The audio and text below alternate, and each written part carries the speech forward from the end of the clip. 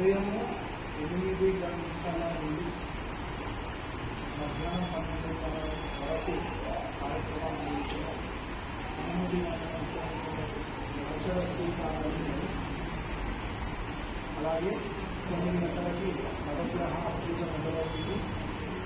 9 గంటలకు నవగ్రహ పూజ మొదలవుతుంది. నవగ్రహ స్థాపన అయిన తర్వాత పవన ప్రారంభం చేసుకోవడం జరుగుతుంది. ఒక్కొక్కటి శత ఆహుతులు, నవగ్రహానికి ఒక్కొక్కటి 100 ఆహుతులు, అంటే 9 గ్రహాలు, 900 ఆహుతులు. అలాగే సరస్వతి దేవి యొక్క మూల నక్షత్రం కాబట్టి సరస్వతి దేవి యొక్క గాయత్రి మంత్రంతో మనకి అవడం జరుగుతుంది. ఇది మహత్వ కార్యము దేశమాసంలో చేసుకోవడం చాలా విశేషం.